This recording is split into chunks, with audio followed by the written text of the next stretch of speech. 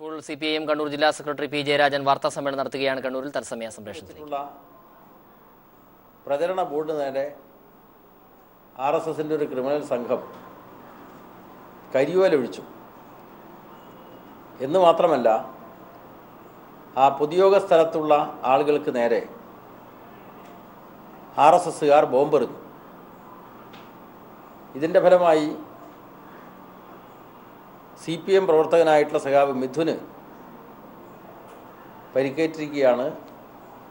ആ പരിക്കേറ്റ മിഥുനെ തലശ്ശേരി സഹകരണ ആസ്പത്രിയിൽ പ്രവേശിപ്പിച്ചിരിക്കുകയാണ്. അപ്പം നമ്മുടെ നാടിൻ്റെ സമാധാനാന്തരീക്ഷം തകർക്കുന്നതിന് വേണ്ടി RSS നേതൃത്വം തന്നെ ആസൂത്രണം ചെയ്ത അക്രമ സംഭവമാണ് ഇത് എന്നതാണ് CPMന് പറയാനുള്ളത്.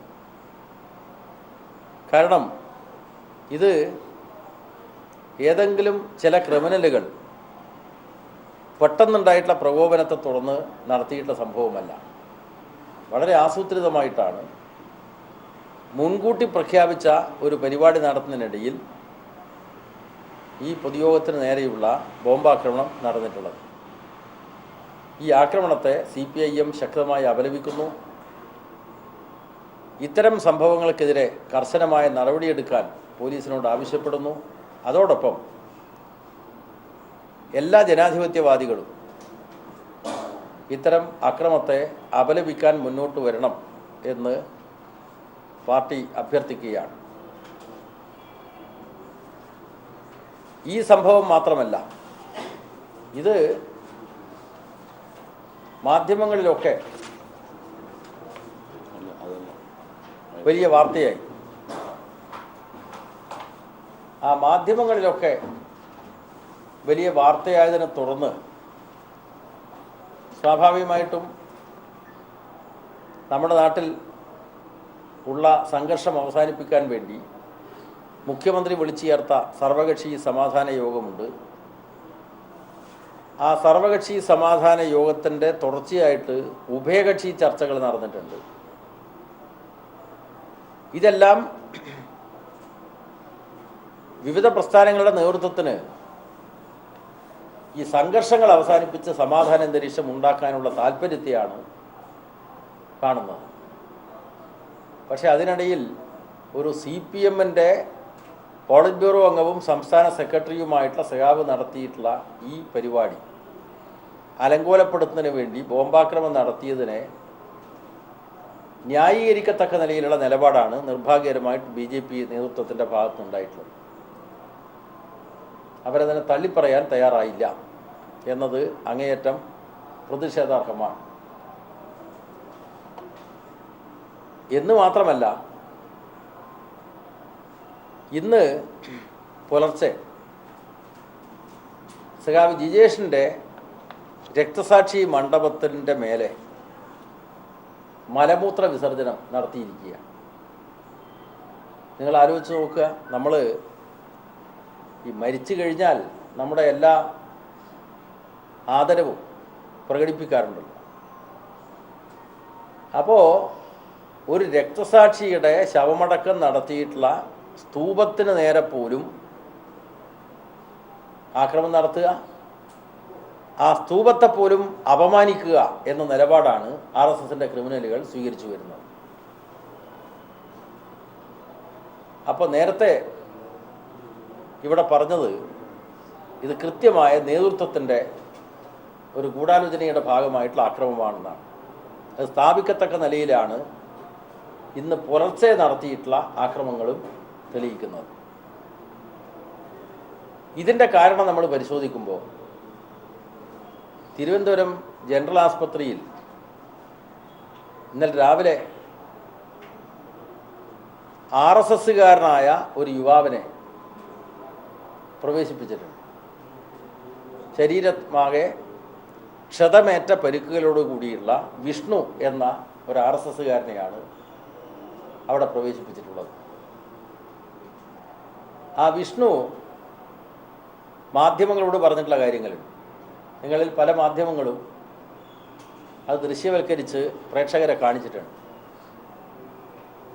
38 ദിവസമായി RSSൻ്റെ വിവിധ കാര്യാലയങ്ങളിലും RSS പ്രവർത്തകന്മാരുടെ വീടുകളിലും കൊണ്ടുപോയി ഭീകരമായിട്ട് തല്ലിച്ചതച്ചതിൻ്റെ അനുഭവങ്ങൾ, പീഡിപ്പിച്ചതിൻ്റെ അനുഭവങ്ങൾ ഈ വിഷ്ണു മാധ്യമങ്ങളോടും പോലീസിനോടും പറഞ്ഞിരിക്കുകയാണ്. അദ്ദേഹത്തെ മർദ്ദിച്ചതിലും പീഡിപ്പിച്ചതിലും ചെറിയ ആളുകൾ മാത്രമല്ല, RSSൻ്റെ അഖിലേന്ത്യാ സംസ്ഥാന നേതാക്കന്മാരടക്കം തങ്ങളെ പീഡിപ്പിച്ചു എന്നതാണ്. ഈ വിഷ്ണു ചില കേസുകളിൽ പ്രതിയാണ്. അവിടെ ഹിന്ദു ക്രിസ്ത്യൻ പ്രശ്നങ്ങൾ ഉണ്ടാക്കുന്ന കേസിൽ, ഹിന്ദു മുസ്ലിം പ്രശ്നങ്ങൾ ഉണ്ടാക്കുന്ന കേസുകളിൽ താൻ പ്രതിയാണ്. RSS നേതൃത്വം ആവിഷ്കരിച്ച് കേരളത്തിൽ നടപ്പാക്കുന്ന ഈ മുസ്ലിം വിരുദ്ധ ക്രിസ്ത്യൻ വിരുദ്ധ ആക്രമണങ്ങളിൽ താനും പങ്കാളിയായിട്ടുണ്ട് എന്നാണ് ആ ചെറുപ്പക്കാരൻ മാധ്യമങ്ങളോട് പറഞ്ഞിട്ടുള്ളത്. എന്ന് മാത്രമല്ല, നിങ്ങൾക്കറിയാം, കണ്ണൂർ ജില്ലയിലെ ധൻരാജ് കേസിൽ കണ്ണൂർ ജില്ലക്കാരനല്ലാത്ത ഒരു നേതാവ് ഉൾപ്പെട്ടിട്ടുണ്ട്. അത് പയ്യന്നൂരിൽ RSSൻ്റെ പ്രചാരക്കായി പ്രവർത്തിച്ചിരുന്ന ഒരു കണ്ണനാണ്. ആ കണ്ണൻ ധൻരാജ് കേസിലെ ഗൂഢാലോചനയുടെ ഭാഗത്തുണ്ട ഒരു പ്രതിയാണ്. ജൂലൈ 11 ധൻരാജിൻ്റെ കൊലപാതകം നടക്കുന്നത്. ഈ പ്രചാരക്ക് തിരുവനന്തപുരം സ്വദേശിയാണ്. അദ്ദേഹം അവിടുന്ന് മുങ്ങി. സംഭവത്തിന് ശേഷം അവിടുന്ന് മുങ്ങി. ആഗസ്റ്റ്, സെപ്റ്റംബർ, ഒക്ടോബർ, നവംബർ മാസത്തിൽ അദ്ദേഹത്തെ പോലീസ് അറസ്റ്റ് ചെയ്തു. നവംബർ 23 ഈ പ്രചാരക്കായിട്ട് പയ്യന്നൂരിൽ വന്ന് പ്രവർത്തിച്ചിട്ടുള്ള കണ്ണനെ ഗൂഢാലോചന കേസിലെ കൊലക്കേസിലെ പ്രതി എന്ന നിലക്ക് പോലീസ് അറസ്റ്റ് ചെയ്യുന്നത്. അത് നവംബർ 23 സ്വാഭാവികമായിട്ടും പോലീസ് പല സ്രോതസ്സുകളും തേടുമല്ലോ. അപ്പോൾ ഈ പ്രചാരക്ക് ഇവിടെ കൊല ആസൂത്രണം ചെയ്ത് അവിടെ മുങ്ങി, എന്നിട്ട് തിരുവനന്തപുരത്ത് പൊങ്ങി. എന്നിട്ട് അദ്ദേഹം പിടിയിലായത് RSSൽ നിന്ന് തന്നെ വിവരങ്ങൾ പോയതാണ്. ഒരു കൊലക്കേസ് പ്രതി ഒരു പ്രദേശത്തുണ്ട് എന്ന് പറഞ്ഞാൽ അത് പോലീസിന് വിവരം കൊടുക്കുന്നത് സ്വാഭാവികമായിട്ടും ഉള്ള ഒരു പ്രക്രിയയാണ്. അതിൻ്റെ പേരിലാണ് RSSൻ്റെ വിവിധ ചുമതലകൾ വഹിച്ചിട്ടുള്ള ഈ വിഷ്ണുവിനെ RSSകാർ കസ്റ്റഡിയിലെടുത്ത് മർദ്ദിക്കുന്നത്. അദ്ദേഹം 7ാം വയസ്സ് മുതൽ RSSൻ്റെ ശാഖാപ്രവർത്തകനായി തുടങ്ങിയതാണ് ഈ വിഷ്ണു. പിന്നീട് കടക്കാവൂർ പഞ്ചായത്തിലെ കാര്യവാഹായും മുതാക്കൽ പഞ്ചായത്തിലെ പ്രവർത്തനം സംഘടിപ്പിക്കുകയും ചെയ്തിട്ടുള്ള ഒരു RSS പ്രവർത്തകനാണ്. മാത്രമല്ല, അദ്ദേഹവും ഒരു പ്രചാരക്കായിരുന്നു. അദ്ദേഹത്തെയാണ് ഈ ഡിസംബർ 15 മുതൽ കസ്റ്റഡിയിലെടുത്ത് 38 ദിവസം വിവിധ കേന്ദ്രങ്ങളിൽ കൊണ്ടുപോയി മർദ്ദിച്ചത്. ഈ മർദ്ദിക്കുക മാത്രമല്ല, അദ്ദേഹത്തോട് നിൻ്റെ ജീവൻ വേണമെങ്കിൽ ഇന്നിന്ന രൂപത്തിൽ മൊഴി നൽകണം എന്ന് അദ്ദേഹത്തോട് ആവശ്യപ്പെട്ടു. അതിൻ്റെ അടിസ്ഥാനത്തിൽ ജീവൻ വേണമോ മൊഴി നൽകണം എന്നാവശ്യപ്പെട്ടതിൻ്റെ അടിസ്ഥാനത്തിൽ അദ്ദേഹം ഞെട്ടിപ്പിക്കുന്ന പല കാര്യങ്ങളും RSS നേതൃത്വത്തിൻ്റെ ഭീഷണിക്ക് വഴങ്ങി പറയേണ്ടി വന്നു എന്നാണ് അദ്ദേഹം മാധ്യമങ്ങളോട് പറയുന്നത്. അതിലൊന്ന്, ഈ ക്രൂരമായിട്ടുള്ള പീഡനം 86 മണിക്കൂർ എന്നെ ഉറങ്ങാൻ അനുവദിക്കാതെ മാനസികമായും ശാരീരികമായും പീഡിപ്പിച്ചു. ഉറക്കം വരുമ്പോൾ അവർ മുഖത്ത് വെള്ളം കോരി ഒഴിച്ചു. 4-5 ദിവസത്തിന് ശേഷം ഇന്നിന്ന നേതാക്കന്മാർ വന്നു. അവർ നേരത്തെ എഴുതിപ്പിച്ച കാര്യം ഒരു ക്യാമറയുടെ മുമ്പിൽ പറയണം എന്ന് ഭീഷണിപ്പെടുത്തി. അപ്പോൾ എഴുതിപ്പിച്ചു, ക്യാമറയ്ക്ക് മുമ്പിൽ പറയിപ്പിച്ചു. അതാണ് ഗൗരവതരമായിട്ടുള്ള ആരോപണം. ആ പറയിപ്പിച്ച കൂട്ടത്തിൽ അദ്ദേഹം ഒരു കാര്യം പറയുന്നുണ്ട്. ഒരു ആത്മഹത്യാക്കുറിപ്പ് തന്നെ കൊണ്ട് തയ്യാറാക്കിച്ചു എന്നാണ്. അവർ തയ്യാറാക്കി കൊണ്ടുവന്ന ആത്മഹത്യാക്കുറിപ്പ് എന്നോട് സ്വന്തം കൈപ്പടയിൽ എഴുതി പകർത്തി നൽകാൻ ആവശ്യപ്പെട്ടു.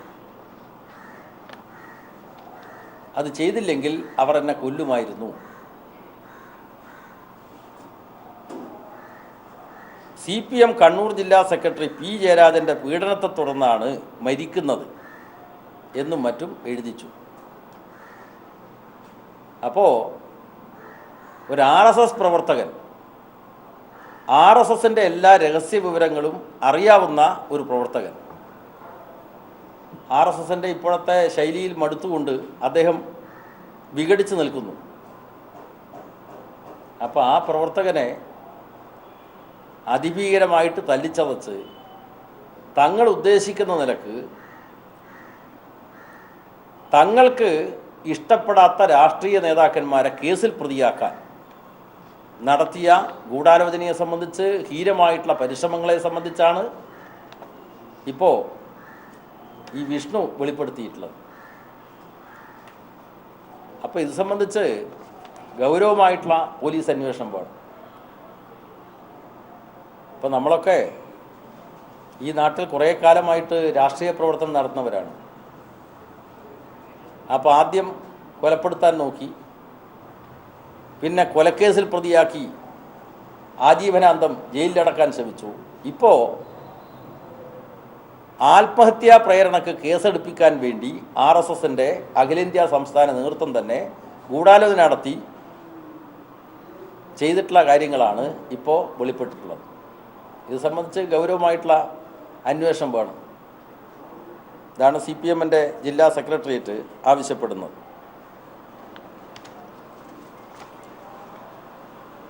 ഇതോടൊപ്പം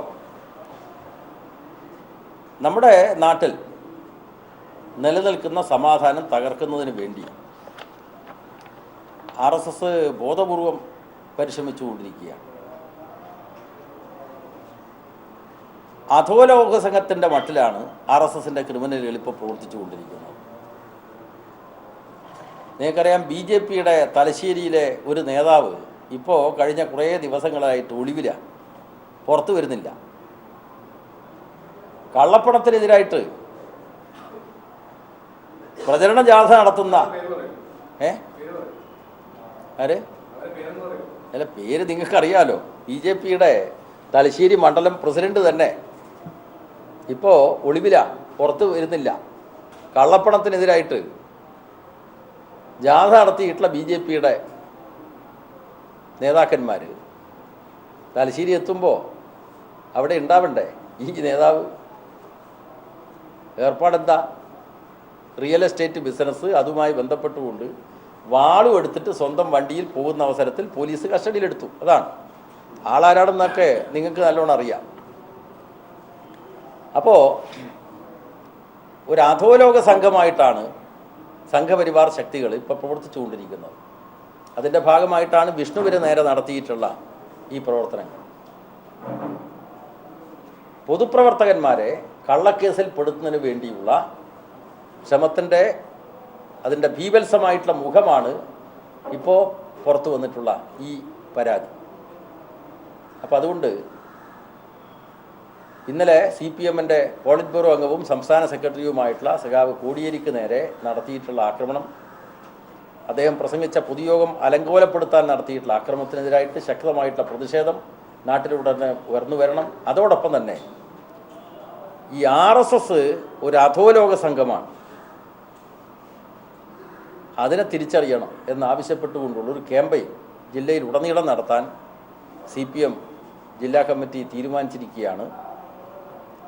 ഫെബ്രുവരി 3-ാം തീയതി ശനിയാഴ്ച, വെള്ളിയാഴ്ച, ഫെബ്രുവരി 3-ന് വെള്ളിയാഴ്ച ജില്ലയിലെ 207 കേന്ദ്രങ്ങളിൽ ജനകീയ കൂട്ടായ്മകൾ സംഘടിപ്പിക്കും. അപ്പോൾ അതിൻ്റെ മുദ്രാവാക്യം RSS ഒരു അധോലോക സംഘം തിരിച്ചറിയുക എന്നതാണ്. സഖാവ് കോടിയേരി പങ്കെടുത്ത പൊതുയോഗത്തെ ബോംബെറിഞ്ഞ് ആക്രമിച്ച RSS നടപടിയിൽ പ്രതിഷേധിക്കാൻ വേണ്ടി കൂടിയാണ് ഈ ജനകീയ കൂട്ടായ്മ സംഘടിപ്പിക്കുന്നത്. ആ പരിപാടി വിജയിപ്പിക്കണം എന്നുകൂടിയാണ് ഞങ്ങൾക്ക് അഭ്യർത്ഥിക്കാനുള്ളത്.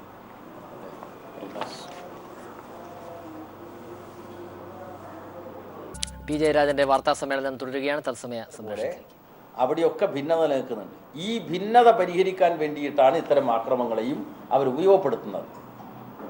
ഇതാണ് ബോധപൂർവമാണ് കോടിയേരി പങ്കെടുത്ത പൊതുയോഗത്തിന് നേരെയുള്ള ആക്രമണം. കാരണം സംഘപരിവാരത്തിനകത്ത് ഭിന്നതയുണ്ട്. ആ ഭിന്നത മൂടിവെക്കാൻ വേണ്ടി കൂടിയാണ് ഇത്തരം ആക്രമണങ്ങൾ നടത്തുന്നത്. അതുകൊണ്ട് കൂടിയാണ് CPIM പാർട്ടി പ്രവർത്തകന്മാരോട് ജനങ്ങളോട് പറയുന്നത്, നിങ്ങൾ ജാഗ്രത പുലർത്തുക. ഇത് സംഘപരിവാരത്തിനകത്ത് വളർന്നു വരുന്ന ഭിന്നത മൂടിവെക്കാൻ വേണ്ടി കൂടി നടത്തുന്ന ആക്രമണങ്ങളാണ്. അതുകൊണ്ട് നല്ല നിലക്ക് ആത്മസംയമനം പാലിക്കുക എന്നുള്ള നിർദ്ദേശമാണ് ഞങ്ങൾ പാർട്ടി പ്രവർത്തകന്മാർക്കും അതുപോലെ തന്നെ ജനങ്ങൾക്കും മുന്നറിയിപ്പ് നൽകുന്നത്.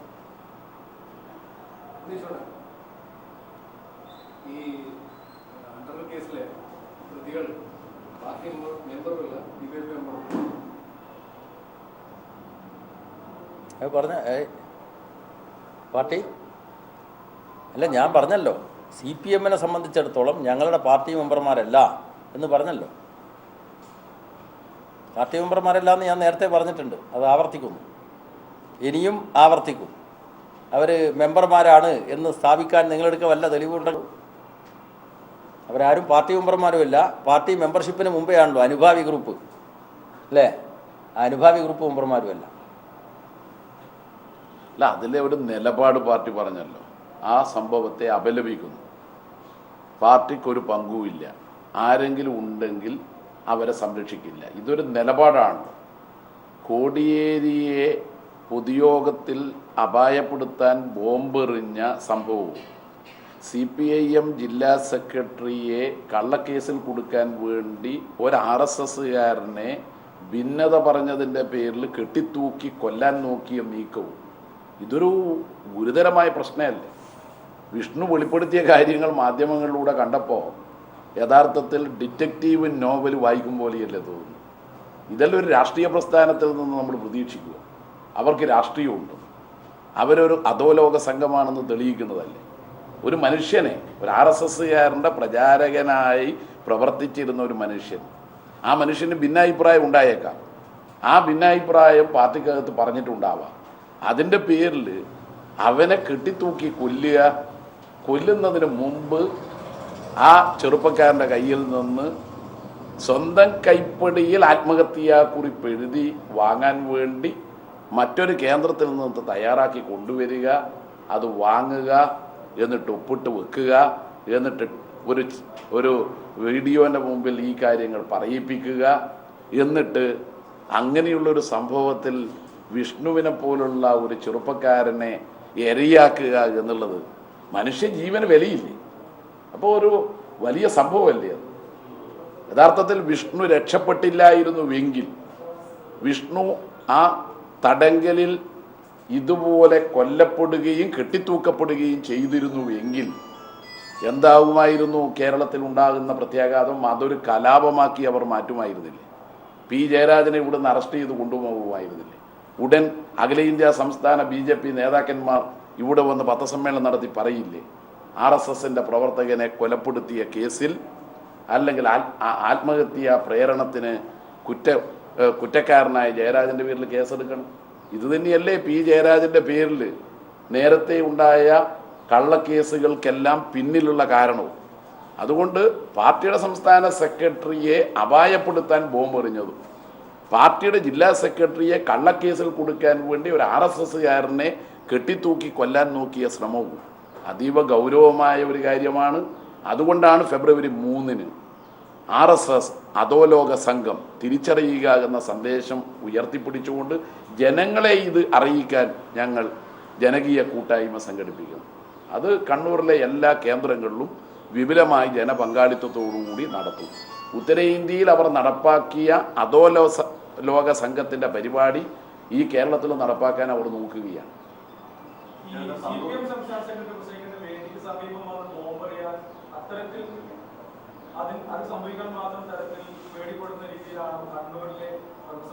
കണ്ണൂരിലെ ക്രമസമാധാന അന്തരീക്ഷം അല്ല പ്രശ്നം. ഈ നങ്കാരത്ത് പീടിയെക്കുറിച്ച് അറിയാത്തതുകൊണ്ടാണ്. ഈ കൊമ്മൽ എന്ന് പറയുന്നത് ഈ പരിപാടി നടക്കുന്നതിൻ്റെ തൊട്ടടുത്താണ്. ആ വാർഡ് ഇത്തവണ മുനിസിപ്പൽ ഇലക്ഷനിൽ RSS വിജയിച്ചതാണ്. അതിൻ്റെ തൊട്ടപ്പുറമാണ് അവരുടെ മനോളിക്കാവ് ശാഖാ പ്രവർത്തനം നടത്തുന്നത്. അവിടെ RSSന് നല്ല ലൈസൻ ഉണ്ട്. പാർട്ടിയുടെ പ്രവർത്തകന്മാർ അവിടെ കടന്നു പോകുമ്പോൾ തന്നെ നോക്കി പേടിപ്പിക്കുന്ന കുറച്ച് RSS ഗുണ്ടാ സംഘം അവിടെയുണ്ട്.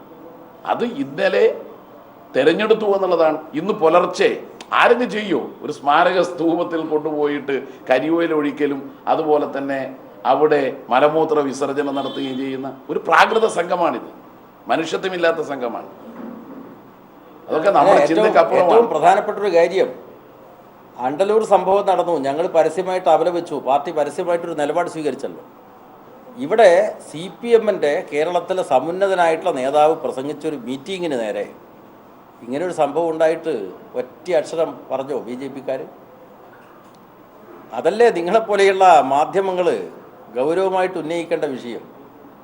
നമ്മുടെ നാട്ടിൽ അനിഷ്ടമായിട്ടുള്ള ഒരേ സംഭവങ്ങൾ നടക്കുന്നുണ്ട്. പക്ഷേ ആ സംഭവങ്ങളെ അപലപിക്കാൻ വേണ്ടി പോലും BJPക്കാർ ഇപ്പോഴും തയ്യാറില്ലല്ലോ. അതാണ് നിങ്ങൾ ചിന്തിക്കേണ്ടത്. ഇല്ല, അതിനെ മറ്റൊരു രീതിയിൽ പറയുകയാണ് ചെയ്തത്. അത് CPMകാർ CPM പൊതുയോഗ സ്ഥലത്ത് CPMകാർ ബോംബ് കൊണ്ടുപോയിട്ട് നടക്കുന്ന വല്ല കാര്യമുണ്ട്. സന്തോഷ് വിഷയത്തിൽ CPM പറഞ്ഞ അതേ നിലപാട് തന്നെയാണ് ഇപ്പം BJP ഈ വിഷയത്തിൽ പറഞ്ഞത്. അതായത് ഈ വിഷയത്തിൽ ഇതിൽ പ്രതിരോധത്തിലായ CPM, സന്തോഷ് മാത്രമല്ല പ്രതിരോധത്തിലായ CPM അതിൽ നിന്ന് ശ്രദ്ധ തിരിക്കാനും ഒരു കലാപം ജില്ലയിൽ ഉണ്ടാക്കാനും നടത്തിയ വ്യാജ പ്രചരണമെന്നാണ് ഇതിനെ പറഞ്ഞത്. ഈ പ്രചരണത്തിന് പേരിൽ AM ഷംസീർ MLA ആണെന്നും BJP നേതൃത്വം ആരോപിച്ചത്. അല്ല, സന്തോഷ് വധത്തിൽ CPIM പ്രതിരോധത്തിലാവേണ്ട വല്ല സാഹചര്യമുണ്ടോ? ഇതൊക്കെ പറഞ്ഞിട്ടും നിങ്ങൾക്ക് അങ്ങനെ വല്ല സംശയമുണ്ടോ? ഞങ്ങൾ എന്തിനാ പ്രതിരോധത്തിലാവേണ്ട ആവശ്യം? ഞങ്ങൾ പരസ്യമായിട്ടൊരു നിലപാട് സ്വീകരിച്ചല്ലോ. ഞങ്ങൾ ഇതുമായി ബന്ധപ്പെട്ട ആരെങ്കിലും CPMുമായി ബന്ധപ്പെട്ടവരുണ്ടെങ്കിൽ ഞങ്ങൾ അവരെ സംരക്ഷിക്കില്ല എന്ന നിലപാട് തന്നെ പാർട്ടി സ്വീകരിച്ചല്ലോ. പിന്നെ എന്തിനാ CPIM പ്രതിരോധത്തിലാവേണ്ട ആവശ്യം? അപ്പോൾ ഞങ്ങളെ ആക്രമിച്ചു കൊണ്ടിരിക്കുകയാണ്. RSS ആണത് ചെയ്തുകൊണ്ടിരിക്കുന്നത്. ഹീനമായിട്ടുള്ള മാർഗങ്ങളടക്കം അവരവലംബിച്ചു കൊണ്ടിരിക്കുകയാണ്. അത് ജനങ്ങൾ തിരിച്ചറിയും. അതിനു വേണ്ടിയിട്ടാണ് ഞങ്ങൾ ജനങ്ങളിലേക്ക് ഇത്തരമൊരു പ്രചരണ പരിപാടിയുമായിട്ട് പോകുന്നത്.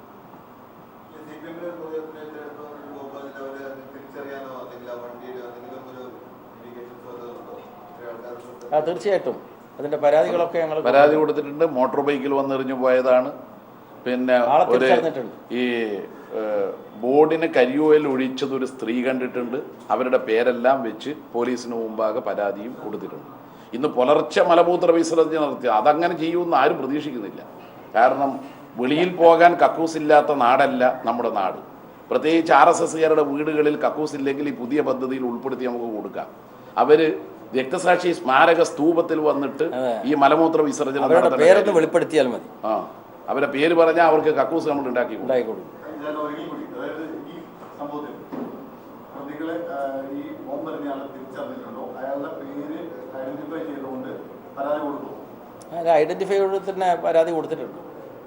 പോലീസിന് പരാതി കൊടുത്തിട്ടുണ്ട്. ആളെ തിരിച്ചറിഞ്ഞിട്ടുണ്ട്. അതാ ഞാൻ പറഞ്ഞത്. നേരത്തെ ജയരാജൻ പറഞ്ഞല്ലോ, ഒരു കണ്ട സ്ത്രീയുടെ മൊഴിയെ അടിസ്ഥാനപ്പെടുത്തി പോലീസിൽ ഞങ്ങൾ പരാതി കൊടുത്തിട്ടുണ്ട്. ഇന്ന് രാവിലെ അവർ അവിടെ പോയി ചെയ്തിട്ടുള്ള കാര്യം അത് നോക്കാൻ വേണ്ടി അവിടെ ആരും ഉണ്ടായിരുന്നില്ല. ഉണ്ട്, അവരെ തിരിച്ചറിഞ്ഞിട്ടുണ്ട്.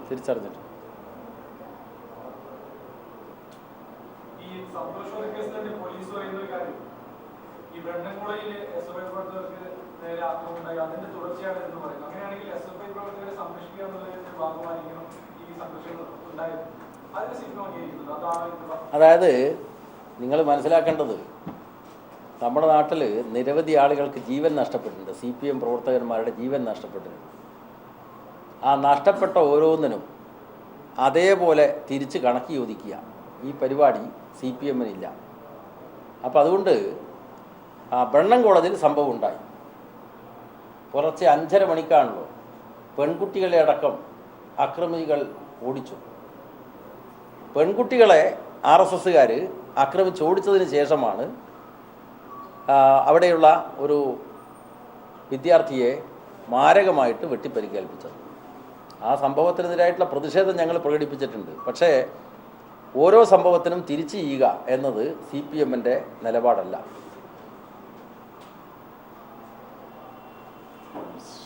ഓക്കെ,